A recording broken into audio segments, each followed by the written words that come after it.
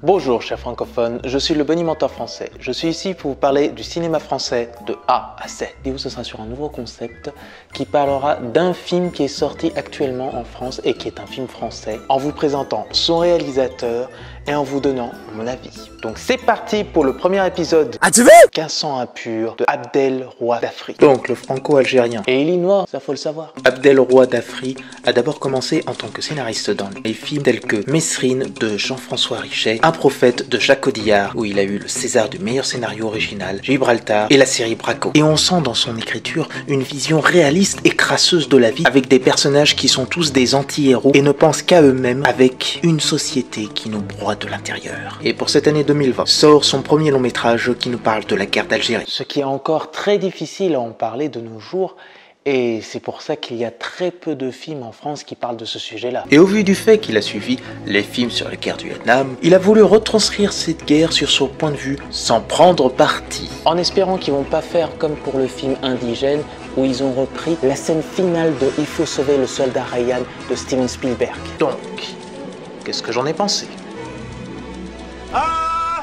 Pour un premier film, je trouve que ça vaut le coup d'œil sur ce qui est de la cruauté de la guerre d'Algérie sans prendre parti. La mise en scène est à l'image de ces scénarios très sombres en nous montrant l'horreur de son humanité de façon très réaliste. Le développement des personnages principaux est très bien abouti pour moi en nous montrant que même s'ils font partie du bien, il y a quand même une part d'ombre en eux. Sauf si on regarde la scène finale du film. Et puis on a un groupe très insolite avec un Français, un Franco-Allemand, une Indo-Chinoise, une Algérienne et un Sénégalais. Je suis sûr qu'il s'est inspiré de la série Agence Tourisque. Et un grand bravo aux acteurs qui étaient tous dans leur rôle. Johan lisait le texte, qui joue un colonel franco-allemand encore traumatisé de la guerre d'Indochine, Linda Pham, qui est excellente dans le rôle d'une soldate indochinoise, et je dirais même que c'est la suite directe de son personnage dans le film Indochine. Steve Tianche jouant le rôle du soldat au grand cœur. Je constate même qu'il monte de plus en plus dans mon estime depuis qu'il a joué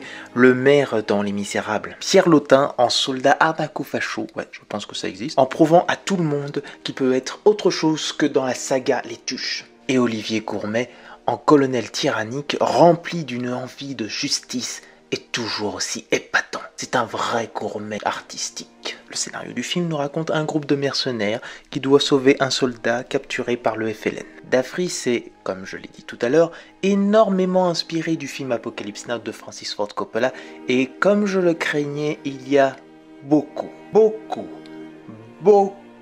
trop de scènes qui reprennent ce film. Il y a même une rencontre similaire comme avec Martin Sheen et Marlon Brando. Sérieux, c'est presque du plan par plan. Et je suis vraiment déçu du final qui montre notre personnage principal comme le héros qui sauve l'enfant et l'orphelin. Donc, ne pas prendre parti... Excuse-moi, mais on voit que tu prends un petit peu, là. Et on a une impasse mexicaine qui part complètement en vrille. Quand on a une impasse mexicaine, il faut que le duel soit logique. J'ai vraiment ce ressenti de non-achèvement à la fin. J'ai l'impression qu'il s'est trop précipité et il n'a pas réussi à conclure son film. Pourtant, il y a des scènes qui sont magistrales, mais là... Quand tu vois la fin, ça casse tout, ça casse tout. Ennemi intime, le peste sur la guerre d'Algérie. Du moins, il mérite d'être vu pour son premier essai à la caméra, en espérant qu'il fera mieux et trouvera les meilleurs éléments à mettre pour que tout soit fluide. C'est dommage, hein, mais c'est quand même mieux que d'autres productions françaises. Sur ce, je vous dis à la prochaine et je bonimentionne les films que vous oubliez de mentionner.